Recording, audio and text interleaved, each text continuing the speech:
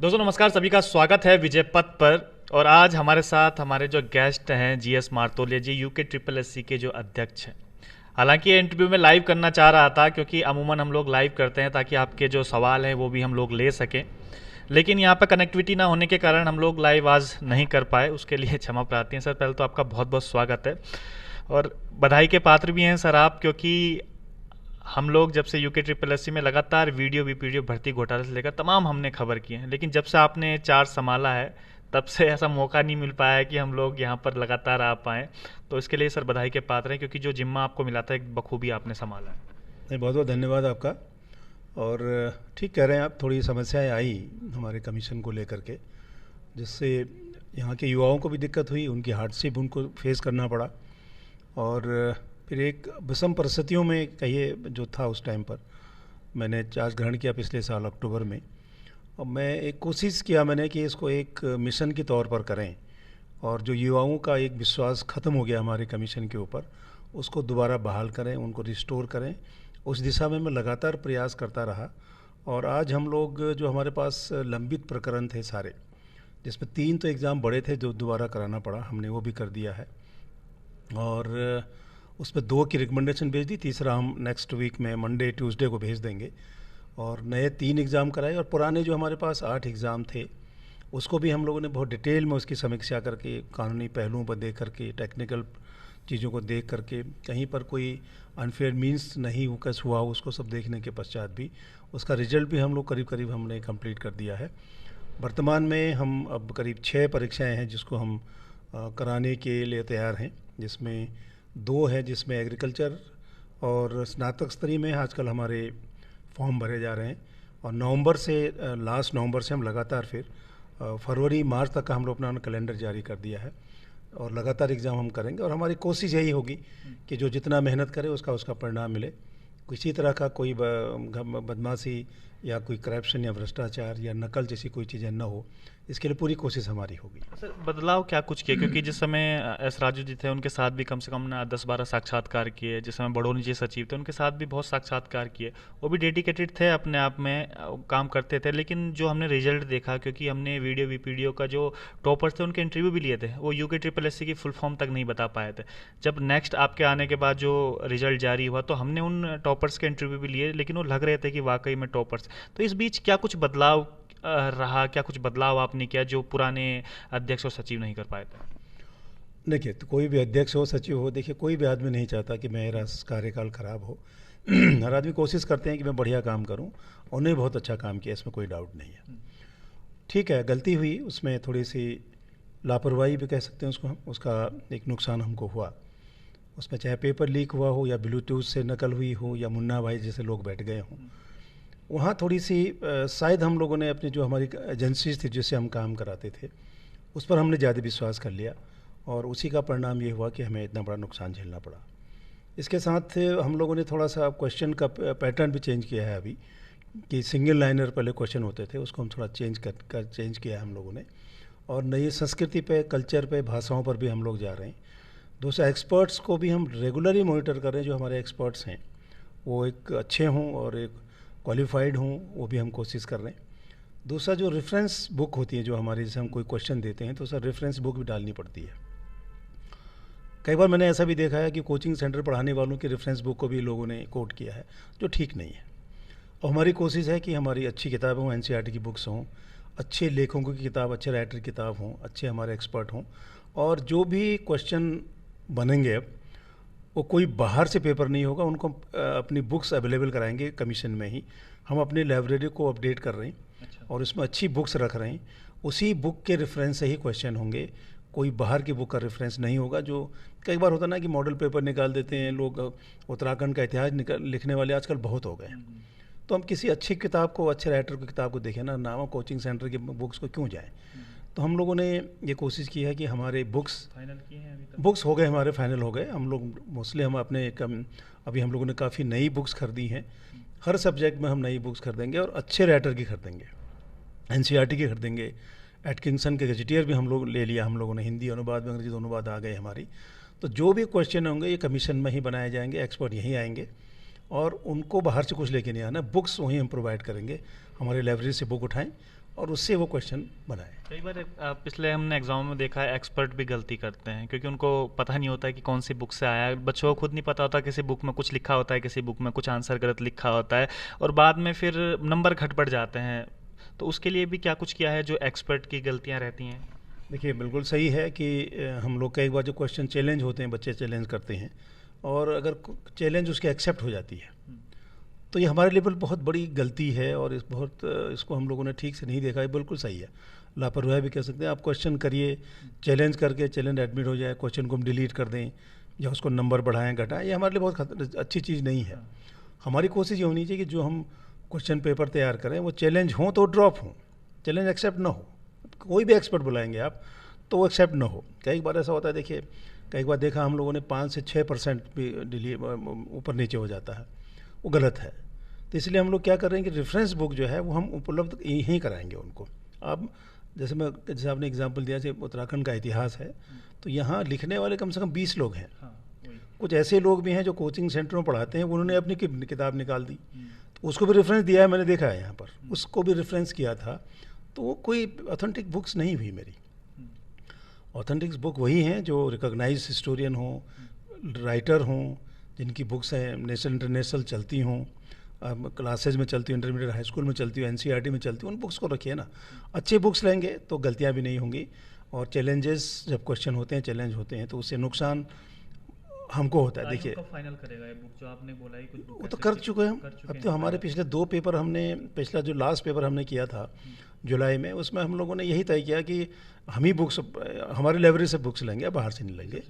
ये अभी भी वही चल रहा है हमारा। और एक्सपर्ट्स में भी हम लोग कोशिश कर रहे हैं कि अच्छे एक्सपर्ट हमारे पास हों और जिनके चैलेंजेस ज़्यादा हों और चैलेंजेस एक्सेप्ट हों, तो फिर वो हमारे लिए बहुत फ़ायदेमंद नहीं है।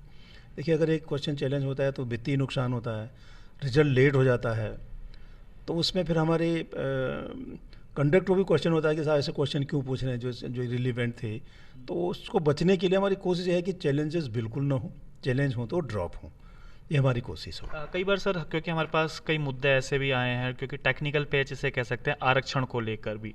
जैसे कि किसी जनरल वुमेन ने अगर कोई एग्ज़ाम निकाला है, और कई बार ऐसा होता है कि ओबीसी की कट ऑफ ऊपर चल जाती है और जनरल वुमेन्स की नीचे रह जाती है, क्योंकि वो अलग अलग उसमें आता है। और बाद में फिर कोर्ट में सब चैलेंज हो जाता है और आयोग कटघरे में आ जाता है कि भाई आप आरक्षण कैसे कर रहे हैं, हॉर्टिकल्चर आरक्षण कर रहे हैं कि तो इसका भी कुछ टेक्निकल पेज निकाला है आपने? क्योंकि बहुत सारे मामले ऐसे पेंडिंग अभी भी यूके ट्रिपल में मौजूद है। इसमें देखिए कोई गलत काम नहीं कर सकता आदमी। आप नियम से चलोगे, रूल से चलोगे, गवर्नमेंट के शासनादेश से चलोगे, रिजर्वेशन पॉलिसीज़ क्लियर हैं। चलिए सर, राज्य और फिर उसमें जो सेंटर की पॉलिसीज है उसमें भी कहीं ना कहीं टेक्निकल पेज फंस रहा है। सेंटर का डिफरेंट हो गया, सेंटर से हम गवर्न नहीं होते। हमारा रिजर्वेशन जो होगा क्लास सी में, उत्तराखंड का ही रिजर्वेशन फॉलो होगा। जैसे एसटी में यहाँ 4% है, भारत सरकार में 7.5%, उसे गवर्न नहीं होते हम उत्तराखंड के नियम से, उत्तराखंड के रिजर्वेशन पॉलिसीज से हम बधे हैं। और उसमें जो लड़का रिजर्व कैटेगरी का भी एग्ज़ाम देता है, अगर उसको मेरिट में जनरल ऊपर आया तो जनरल में चला जाएगा। ये नियम है, रूल है। तो इससे तो कोर्ट में ऐसा कोई बहुत ज़्यादा देखिए, कोर्ट में अगर कोई चैलेंज करता भी है, अभी एक लेटेस्ट ही क्वेश्चन और चैलेंज हुआ है हमारे पास बैकवर्ड का। उसका कहना है कि मेरे नंबर ज़्यादा हैं, ठीक हो गया, और मैं जनरल में था, लेकिन मेरा सिलेक्शन नहीं हुआ। अब देखिए उसको टेक्निकल पे जाएंगे तो जनरल के लिए टीईटी एग्ज़ाम करने के लिए 90% चाहिए आपको। अगर आप टीचर बनना है तो टीईटी जो होती है उनका जो होती है उसमें 90% चाहिए और बाकी के लिए कम चाहिए। तो जनरल का जो ओबीसी का बच्चा जो वहाँ गया, टॉपर गया, तो उसका टीईटी में नंबर कम थे तो आपने ओबीसी में चला गया। उसके बाद जो सेकंड लड़का था उसको अपने चॉइस के हिसाब से कुमाऊँ या गढ़वाल नहीं मिल रहा था, तो उसको अपनी चॉइस के हिसाब से वो पीछे शिफ्ट हो गया अपने कैटेगरी में। तो ओबीसी का ज़्यादा नंबर होते हुए भी बाहर हो गया। बाहर होगा, टेक्निकली बाहर होगा, वो इलीगल नहीं है। उसको लगता है कि मेरे नंबर ज़्यादा थे, लेकिन आप उसको पूरे रूल्स पढ़ेंगे तो टेक्निकली वो ठीक बाहर गया। लेकिन इसमें कोई कटघरे में नहीं कभी कमीशन आता है। इसमें जो रूल्स हैं, रूल्स के हिसाब से बच्चों को परेशानी होती है। क्योंकि मेरे पास कुछ मामले आए हैं यूके ट्रिपल एस सी के, जहाँ पर जनरल वुमेन में है उनके नंबर कम थे, लेकिन जो दूसरा ओबीसी वाला है उनकी कट ऑफ ज़्यादा चली गई थी। इसके बावजूद यूके ट्रिपल एस ने सिलेक्शन तो कर दिया था, लेकिन कोर्ट के जाने के बाद वो सब सिलेक्शन रुक गया। नहीं सिलेक्शन उसमें 30% वुमेन में छोड़ दीजिए ना, वो अलग कैटेगरी हो गई है। उसके बाद ओबीसी का नंबर ज़्यादा की बात आप कर रहे हो, वही बात मैं भी कह रहा हूँ। मैं आपको एक एलटी का एग्ज़ाम बता रहा हूँ, एक जो अभी हमारे यहाँ चल रहा है। उस बच्चे का एग्ज़ाम जनरल में उसका सिलेक्शन हुआ, जनरल मेरिट में आ गया, 66 से ऊपर नंबर है उसके, जनरल का सिलेक्शन हो गया। लेकिन जनरल में एलटी बनने के लिए टीईटी जो एग्ज़ाम होता है उसका 90% होना चाहिए आपका। 90% टीईटी पर क्वालिफाई करेंगे, 90% नंबर होना चाहिए आपका, तब आप क्वालिफाई, तब आप जनरल में जाएंगे। 90 से कम है तो आप बाहर हो जाओगे, जनरल से बाहर हो जाओगे। अपनी कैटेगरी वहाँ 85 है, तो 85 में आपका सिलेक्शन हो गया अपनी कैटेगरी में, अपनी कैटेगरी में चला गया। लागू नहीं होती जो उनमें लागू, वो 30% अलग डिफरेंट हो गया बिल्कुल ही। वो 30% बिल्कुल अलग हो गया, वो बिल्कुल अलग। 30% में उसमें कोई झगड़ा नहीं है कि वहाँ वो नहीं कंप्लीट करेगा। दो आरक्षण के लाभ मिल पाएंगे, जैसे एक ओबीसी के भी लाभ ले पा रहे हैं, अगर ओबीसी में नहीं हो पा रहा है तो फिर जनरल वुमेन में ले रहे हैं, इस प्रकार से आरक्षण के लाभ नहीं नहीं नहीं, जनरल का लाभ उसको एक ही मिलेगा। अगर वो महिला, अगर जनरल, अगर वो 30% वुमेन में है तो 30% वुमेन में जाएंगे, वहाँ शिफ्ट नहीं होगा। शिफ्ट होता है जब जनरल जो अनरिजर्व 40% 50% है, उसमें से आप शिफ्ट होंगे। देखिए 50% ऐसे हैं जो अनरिजर्व कहलाते हैं, ठीक है। जो जनरल सीट है, मान के चले जब 100 सीटें निकली तो 50 सीटें अनरिजर्व हो गई। 50 सीट में जनरल भी जा सकता है, एससी भी जा सकता है, ओबीसी भी जा सकता है, एसटी भी जा सकता है, कोई भी जा सकता है। अगर सपोज करें मेरिट 80 गई, 80 के ऊपर में अगर ओबीसी भी है, वो भी जनरल माना जाएगा, वो अपनी जगह से वहाँ चला गया। और उस वहाँ पर जरूरी नहीं है कि जनरल का लड़का सिलेक्शन हो, कोई भी सिलेक्शन हो सकता है। लेकिन अब वहाँ दिक्कत क्या होती, वहाँ फिर अगर कई डिपार्टमेंट को अगर आप क्लब करते हैं तो उसके बाद चॉइस मांगता है कि साहब मुझे पीडब्ल्यूडी जाना है, सपोज करिए, और उस कैटेगरी वाले को वहाँ पीडब्ल्यूडी नहीं मिलता है, नंबर ज़्यादा हैं लेकिन उससे ऊपर और लड़के हैं तो उसको नहीं मिलेगा, नहीं मिला उसको, तो उसको उठा करके फिर अपनी कैटेगरी में जाएगा पीछे ओबीसी में, जहाँ से वो लड़का, जहाँ उसको उसकी चॉइस मिलेगी, क्योंकि मेरिट से उसकी चॉइस है। तो उधर जनरल से एक लड़का बाहर हो गया और ये वाला लड़का वो ओबीसी में चला गया, ओबीसी लड़का बाहर हो जाएगा, जनरल से लड़का ऊपर आ जाएगा। ये काफ़ी टेक्निकल पैंच था, इसलिए मैं समझना भी चाह रहा था सर से कि एक्चुअल में है क्या, क्योंकि बहुत सारे बच्चे से बड़े परेशान भी होते हैं कि आखिर ये आयोग कर क्या रहा है, लास्ट में कहते हैं कि आयोग में ही कुछ ना कुछ गड़बड़ी इसमें हो रही है। तो टेक्निकल पेज को भी बड़ा समझना जरूरी है। सर कुछ सवाल भी हमारे पास आए थे, हालांकि मैं लाइव में लेना चाह रहा था सवाल, लेकिन मैं आपसे वैसे ही पूछ लेता हूँ, क्योंकि अभी तक कई ऐसे भर्ती रिजल्ट हैं जो नहीं आ पाए हैं, बड़े परेशान हैं बच्चे, कहते हैं कब आखिर आएगा। जैसे वे एलटी भर्ती परीक्षा में कितनों पदों पर आएगी, क्योंकि कैलेंडर में केवल 657 पद दिए गए हैं, जिसमें कुमाऊं मंडल के अधियाचित पद सम्मिलित नहीं है। इस प्रकार के भी सवाल नहीं, कुमाऊं गढ़वाल दोनों के आ गए हमारे पास, और वो बेसिकली अध्याचन तो देखिए डिपार्टमेंट को भेजना है, मुझे कुछ नहीं करना है। और कुमाऊं के गढ़वाल के दोनों आ गए हैं, दोनों के अध्याचन आ गए हैं, तो वो तो हम लोगों ने अपना कैलेंडर जारी कर दिया, उस डेट पे उसके एग्ज़ाम होंगे। इसमें सबसे एक दिक्कत क्या है जो आ रही है लड़कों को, जो सवाल पूछना चाहिए था, जो कला का एग्ज़ाम, पिछला एग्ज़ाम जो होता वो हाई कोर्ट ने ख़त्म कर दिया, माननीय हाई कोर्ट से वो केस ख़त्म कर दिया और दोबारा री एग्ज़ाम करने का उसमें ऑर्डर हुआ है। उस पर अभी डिपार्टमेंट ने कोई एक्शन लिया नहीं है, वो एग्ज़ाम भी होनी चाहिए। वर्तमान जो भर्ती होंगी उसमें सम्मिलित नहीं होगा, कला सम्मिलित नहीं है वो। अच्छा। क्योंकि उन्हें अभी जो निकाला है इन लोगों ने वैकेंसी जो हमारा अध्ययन दिया है, उसमें कला के 7 या 8 पोस्ट दिए हैं, और 262 के आसपास पोस्ट हैं जो पिछले बार सब होने के बाद स्टे हो गया कोर्ट से, फाइनली कोर्ट ने निरस्त कर दिया है। तो उसमें दोबारा एग्ज़ाम होगा, या जो भी कोर्ट में जो भी करें, लेकिन उनको करना चाहिए। जो बेचारे जो एलटी करके बीएड करके बैठे हैं उनके साथ ही अन्याय होगा, फिर उनको डिसीजन लें, गवर्नमेंट डिपार्टमेंट डिसीजन ले, एजुकेशन डिपार्टमेंट डिसीजन ले, एग्ज़ाम कराना है नहीं कराना है, या जो हम एलटी के एग्ज़ाम के अनुसार कराना, निर्णय कर लेना चाहिए उनको। इसमें और सवाल आए हैं एलटी को लेकर, मैं पूछ लेता हूँ कि एलटी भर्ती परीक्षा के पैटर्न में बदलाव होगा या पूर्व की भांति 100 मार्क्स का पेपर होगा? नहीं, हमने पूर्व की भांति हम लोग करेंगे। हम लोगों ने डिपार्टमेंट को लिखा है कि अपने नियमावली को चेंज करें और उसके हिसाब से ताकि हम एग्ज़ाम कर पाएँ। नियमावली को चेंज करने के लिए उसमें कहा है। चलिए, कुछ संशोधन वगैरह हुए हैं सर इसमें, और कुछ जो एलटी की तैयारी अभी कर रहे हैं? नहीं, संशोधन कुछ नहीं है। संशोधन देखिए, बेसिकली जो सिंगल लाइनर क्वेश्चन था ना, पहले एक लाइन का क्वेश्चन होता था तो हम कहाँ के रहने वाले हो, मैंने कहा मैं पौड़ी का रहने, ऐसा नहीं होगा। हम मतलब उसमें काफ़ी रीजनिंग वाला होगा, मल्टी लाइनर होंगे जिसमें आपको थोड़ा सोचना पड़ेगा, आईक्यू थोड़ा सा दिमाग लगाना पड़ेगा, उसके क्वेश्चन पर हम जा रहे हैं। सिंगल लाइन को छोड़ के थोड़ा रहेंगे सिंगल लाइनर भी, लेकिन थोड़ा सा और उसको ठीक करने की कोशिश करेंगे, ताकि लोग रीजनिंग में भी बात हो, थोड़ी दिमाग भी लगाएं। ऐसा ना हो कि आंख बंद करके आप टिक करें, थोड़ा सोचें उसको। एक सर वाहन चालक के बड़े मेरे पास मैसेज आए हैं कल से कि सर से ज़रूर ये पूछिएगा कि 1 साल हो गए हैं अभी तक रिजल्ट जारी नहीं हुआ है। नहीं, वाहन चालक में वही जो पिछले बार डिस्प्यूट था उसमें वो एग्ज़ाम भी था, और हम लोग कोशिश करेंगे उसको शायद नेक्स्ट वीक में कोशिश करेंगे कि उसके ड्राइविंग टेस्ट के लिए हम लोग नेक्स्ट वीक में करें। नेक्स्ट वीक में? अभी हमारा जो ये स्नातक स्तरीय में बस फाइनल रिकमेंडेशन हम भेजने वाले हैं 2-1 दिन में। अच्छा। उसके बाद नेक्स्ट वाहन चालक का हम लोग कोशिश करेंगे इसी महीने उसका ड्राइविंग टेस्ट के लिए हम जाएँ। वीडियो वीपीडियो का कब तक होगा जो बचे हुए हैं अभी बाकी? वीडियो का हमारा पोस्टिंग चल रही है आजकल, जल्द फाइनल हो गया है, क्योंकि उसमें कई डिपार्टमेंट हैं, तो उनके चॉइस के हिसाब से उनकी पोस्टिंग हो रही है, अगले 2-3 दिन में शायद हो जाएगा। कई बच्चे ऐसे होंगे कि जो पटवारी एग्ज़ाम भी हुआ था साथ साथ उसमें वो जाएंगे, तो जिन बच्चों के मार्क्स कम रह गए क्या उनका भी सिलेक्शन का चांस है आगे कि उसमें नहीं हो पाएगा? नहीं, वो सब्जेक्ट मेरा नहीं है कि मैं तो जितनी पोस्टें होती भेज दूंगा इनको। अच्छा। ठीक है, उसके कितने ने ज्वाइन किया कितने ने नहीं ज्वाइन किया वो डिपार्टमेंट देखे। डिपार्टमेंट का काम ये है कि कोई भी हम सिलेक्शन करते हैं बच्चों के, तो 1 साल तक वो लिस्ट, वो सूची हमारी प्रभावी रहती है। 1 साल में अगर दोबारा कहते हैं कितने लोगों ने हमारे ज्वाइन नहीं किया तो हम भेज सकते हैं, उसको कोई दिक्कत नहीं है। एक अभी से भेजेंगे जो जिन्होंने एग्ज़ाम पुराने दिए? वही जो है उन्हीं में से 1 साल तक वो प्रभावी रहता है। अच्छा। दूसरा, अभी देखा होगा आपने, एक जियो हुआ है कि एक वेटिंग लिस्ट निकाली जाएगी, लेकिन वेटिंग लिस्ट निकलेगी तभी जब सिंगल एग्ज़ाम होगा। अगर क्लब करते हैं तो उस वेटिंग लिस्ट फिर नहीं निकल पाएगी, और जो सिंगल एग्ज़ाम वेटिंग लिस्ट निकालने का प्रावधान पहले से उसको निकालेंगे हम लोग। अच्छा। जैसे एलटी में भी 25% रिजर्व वेटिंग निकालने का प्राविधान है, तो हम सबसे निपट करके एलटी का 25% वेटिंग लिस्ट भी निकालने की कोशिश करेंगे। डिपार्टमेंट चाहे कोई कुछ ज्वाइन नहीं किया तो उससे वो ज्वाइन करा सकते हैं। कई बार सर ऐसा होता है कि जैसे अभी यूके ट्रिपल एस है, यूके पीसीएस है, एक साथ एग्ज़ाम हो जाता है। अब जैसे 9 नवंबर का होना, तो क्या आपस में इस प्रकार से बात नहीं होती कि इसमें एग्ज़ाम प्रभावित होंगे?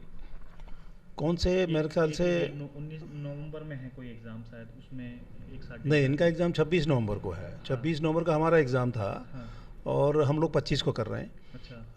देखिए, थोड़ा सा अभी लोगों ने, देखिए पब्लिक सर्विस कमीशन ने भी थोड़ी जल्दीबाजी तो नहीं कहूँगा, उनका कैलेंडर जारी हो गया था कि किस डेट को का एग्ज़ाम होंगे उनके, उसी हिसाब से हम अपना डेट फिक्स किया हम लोगों ने।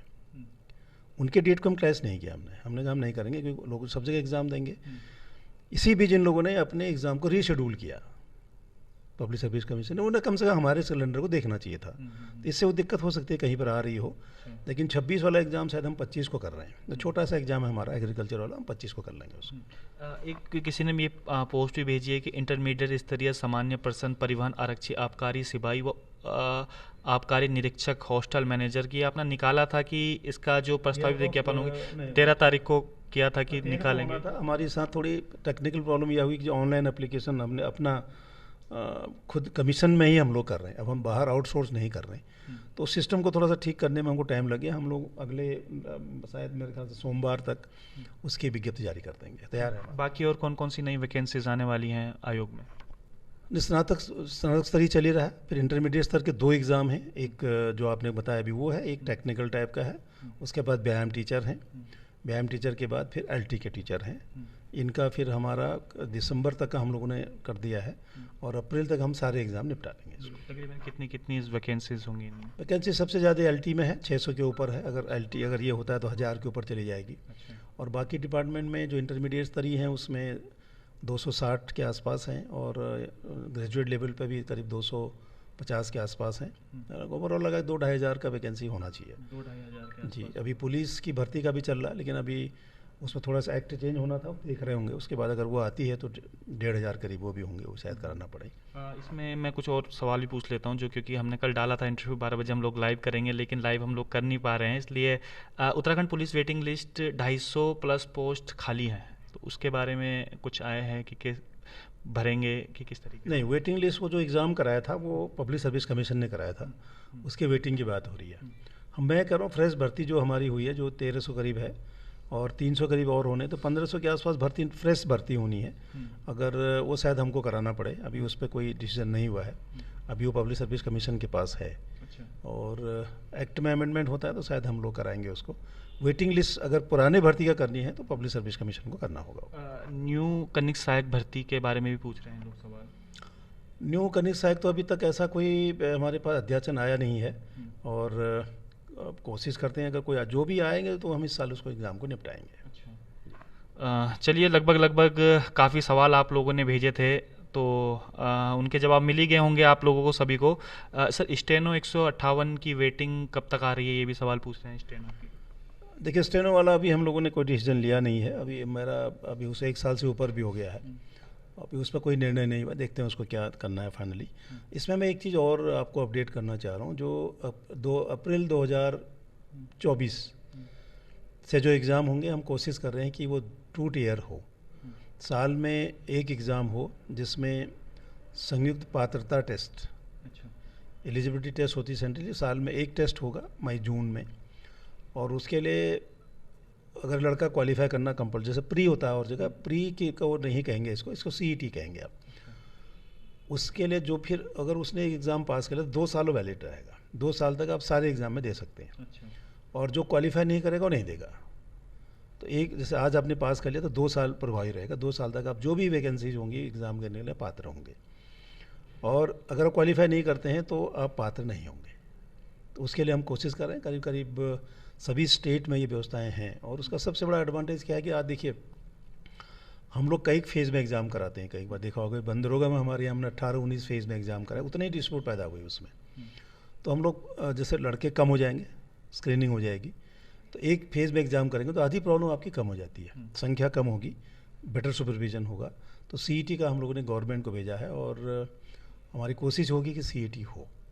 कई सवाल ये भी एलटी में पूछ रहे हैं कि 2021 और 23 बैच के स्टूडेंट को भी मौका मिलना चाहिए।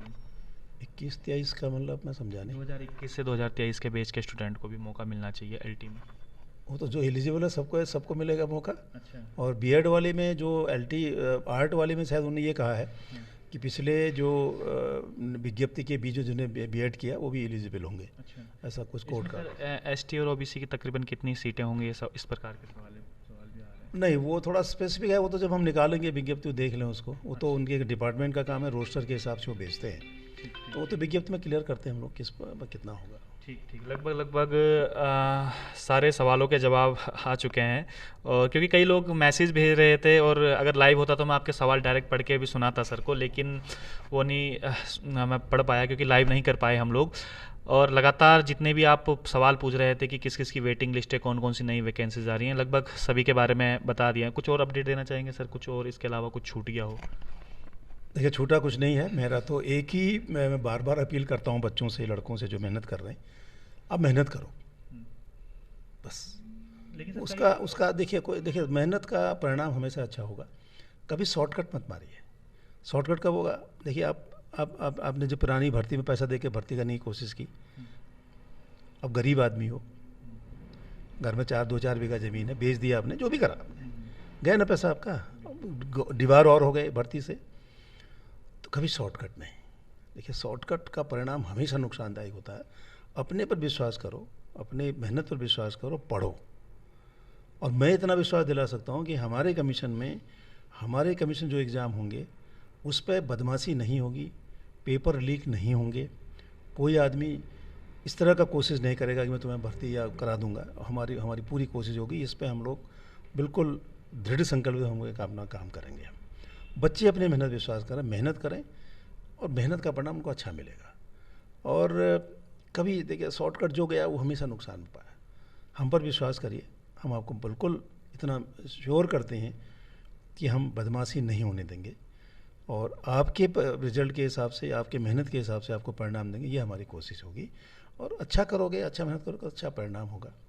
और सब्र भी कभी, पेशेंस भी कभी रखना होगा। एक चीज़ और भी है, क्योंकि कई बच्चों के डाउट होते हैं, वो आयोग आते हैं, क्योंकि बड़े दूर दूर से लोग आते हैं यहाँ पर सुदूर पहाड़ों के, एक दिन लगता है उन्हें आने, लेकिन आयोग से उन्हें उस प्रकार, क्योंकि गेट के अंदर नहीं घुसने दिया जाता, कई सारी चीज़ें होती, तो कोऑर्डिनेशन वो नहीं मिल पा रहा है, या ट्रांसपेरेंसी उस प्रकार से नहीं हो पा रही है। तो उसके लिए भी कुछ सोचा है कि क्या कुछ होगा?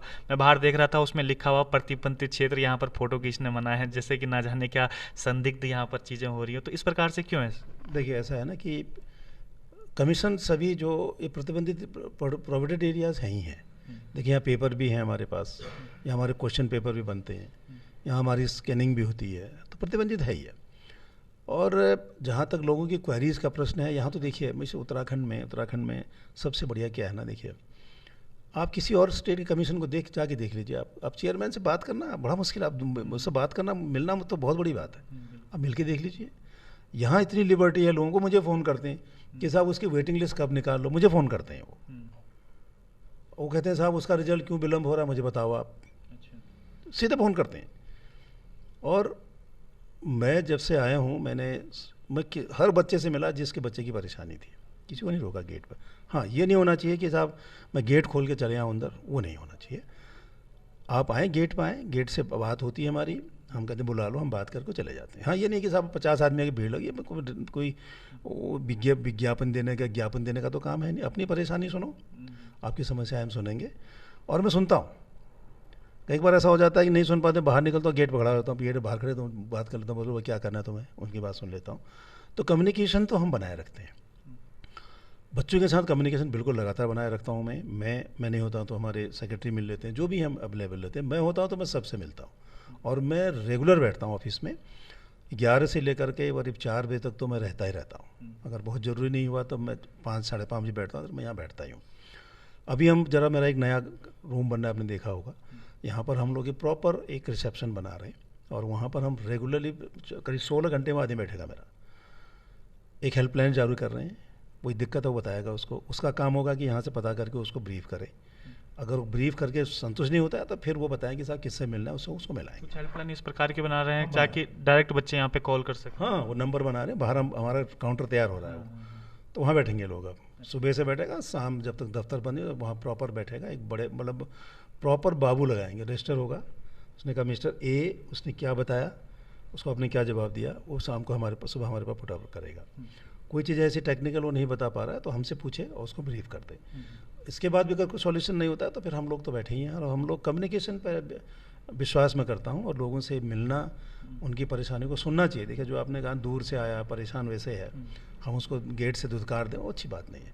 तो हम सुनते तो हैं, कोशिश करते हैं उनको सुने। और मेरे ख्याल से जब से मैं आया हूँ मैंने तो शायद ही हो, चाहे कोई दिन ऐसा ना बचा हो जब मैं लोगों से न मिला हूँ या मैंने उनको बाहर किया हो। मैं सबसे मिलता हूँ, आओ अपनी बात करो। जिस समय सर आरबीएस रावत थे, एक सवाल मेरे मन में भी उठ रहा है, जिस समय आरबीएस रावत थे यहाँ के अध्यक्ष थे, तो उस समय एक वीडियो भर्ती घपले के लिए एक जांच कमेटी बनी थी, 2016 में थी, उसमें से भी आप थे।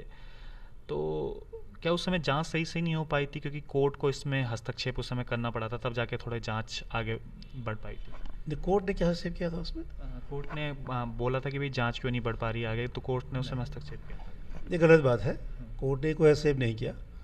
और उसमें एक प्रशासनिक जांच हुई थी पहले, जो मेरी जानकारी में था उस टाइम पे। उसके बाद एसआईटी बनी।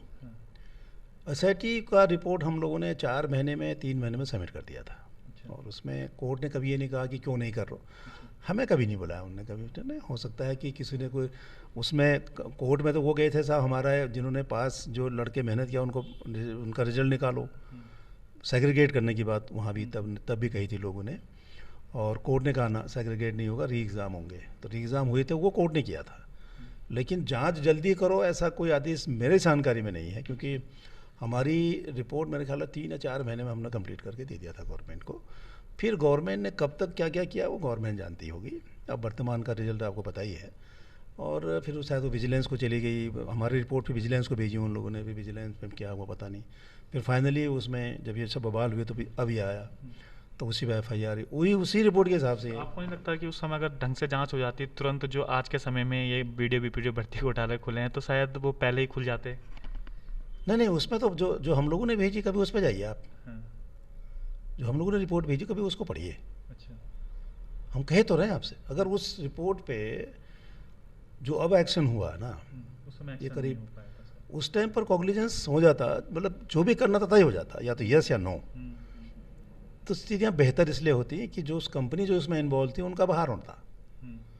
देखिए, उस रिपोर्ट को आज आप कभी STF को देखिए, जो उनकी जो जेल गए ये लोग सब, जो इनको परेशानी जो भी हो रही होगी, जो भी चीज़ें हैं, हम लोगों ने जो जांच की थी शायद उसके अलावा कोई एविडेंस शायद हो ना हो, ऐसा भी हो सकता है। लेकिन मेरा ये मानना है कि अगर किसी के खिलाफ कोई जांच करते हैं तो उस जांच का करने के बाद तुरंत उस पर निर्णय हो तो चीज़ें बेहतर हो जाएंगी। लेकिन मैं उसको रखा रहूँगा, पड़ा रहेगा फाइल, तो फिर उसमें और गंदगी होंगी, फिर कहीं होगा कि इसको बंद करो, इसको चलाओ, वो नहीं होना चाहिए।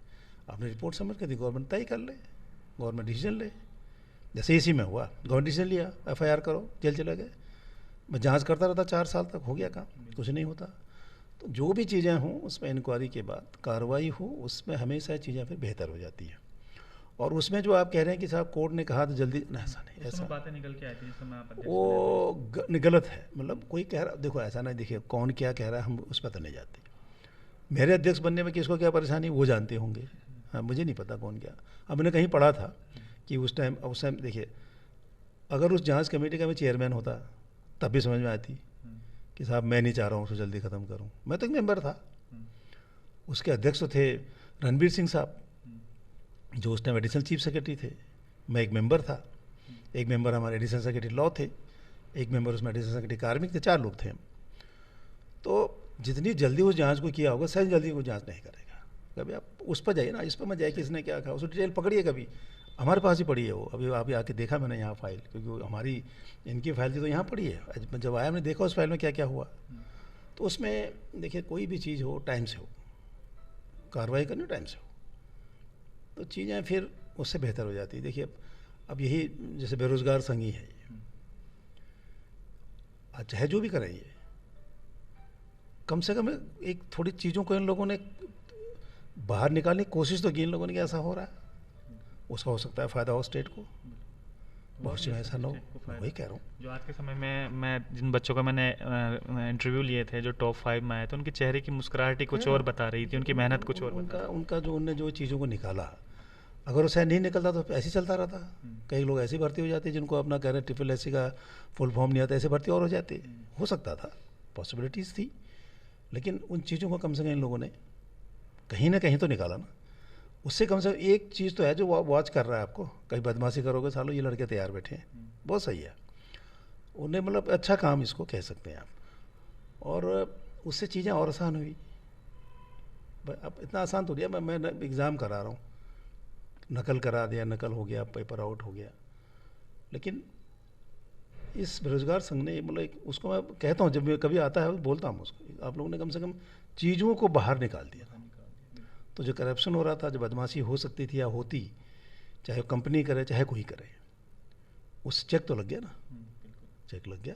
तो एक अच्छा पॉजिटिव स्टेप उसको मानना चाहिए हमें, और उन्हें करा भी है, अब कर भी रहे होंगे, अभी भी कर ही रहे हैं। लेकिन फिर वो उसी दायरे पर काम करें, दायरे को इतना ना बढ़ाएं कि फिर वो पॉलिटिकल टाइप हो जाए, ऐसा भी नहीं होना चाहिए। मतलब बेरोज़गारों के हित की बात करो, बहुत अच्छा करना चाहिए। चलिए सर, बहुत बहुत धन्यवाद, आपने हमें समय दिया, कीमती समय। तो उम्मीद करते हैं कि जितने भी आपके सवालों के जवाब थे सबके सब मिल भी गए होंगे, और कमेंट बॉक्स में ज़रूर भी लिखिएगा कुछ सवाल अगर छूट गए होंगे तो दोबारा जब हम इंटरव्यू करेंगे तो उस समय सर से ज़रूर पूछेंगे वो सवाल। तो बहुत बहुत धन्यवाद, देखते रहिएगा विजय पथ न्यूज़।